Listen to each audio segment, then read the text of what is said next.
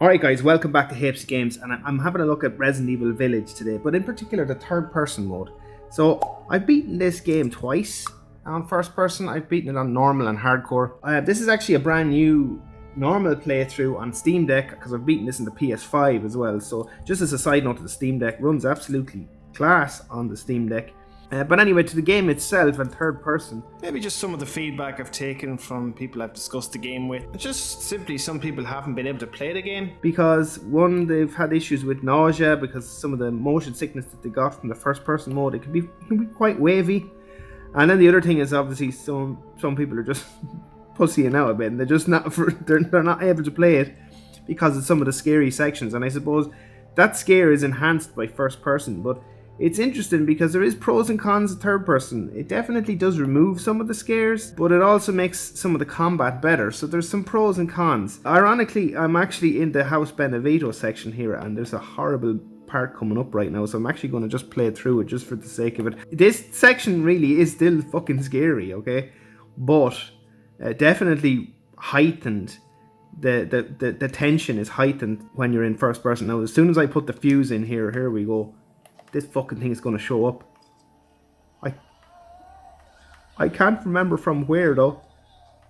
So yeah, I'm still fucking getting creeped out, by the way. It's just the sounds alone are quite scary. Just waiting for this fucking thing to come in the door. Oh, there it is. So yeah, this part is fucking horrible. Really, really worse in first person, to be honest with you. It's also the fact is I can actually see where I'm going better, so I can actually just kind of go around the table in this section. Jesus Christ, don't let it get too close to me though. If it does a U-turn, I'm fucked. No, just the light, and sometimes it's throwing me off. Move. Come on, elevator. But as you can see, it's more manageable, but still freaky. Just playing around the table with this horrible monstrosity. Oh Jesus.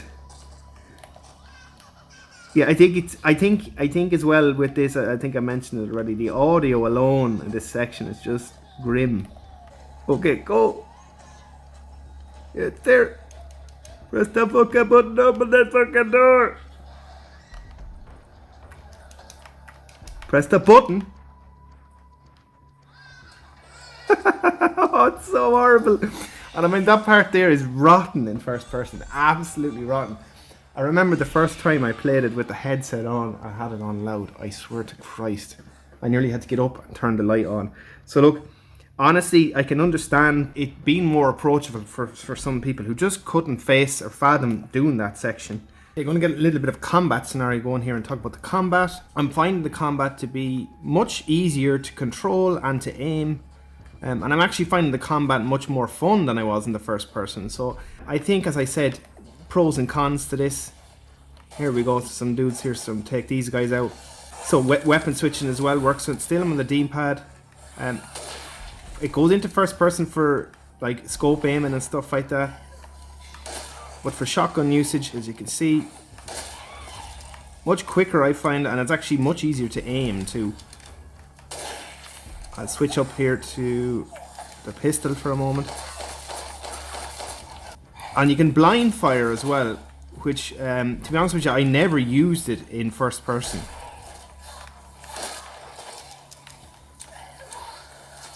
And I'm finding resource management to be much easier as well. So, as you can see, I find in the combat is actually, to be honest with you, I much prefer the combat in third person than I do in first person. And I definitely think it would benefit people, especially, as I mentioned, from motion sickness, or people who suffer from motion sickness. It pretty much alleviates that as well. So yeah, I mean, it's overall, this is really, really enjoyable. But I think, to be honest with you, look, my overall thoughts are, if you've never played the game and you did enjoy Resident Evil 7 first person, I'd recommend you play it in first person for your first experience if you've never played it before.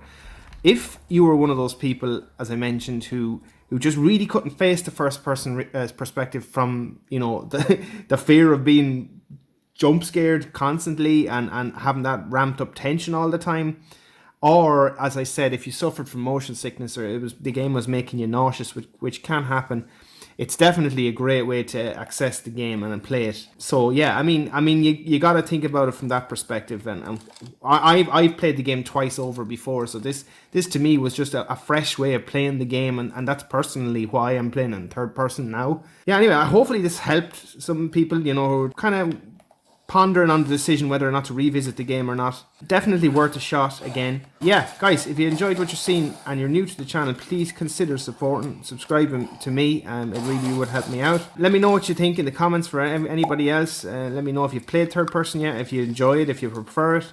And yeah, I'll chat to you in the next video. Thanks for watching.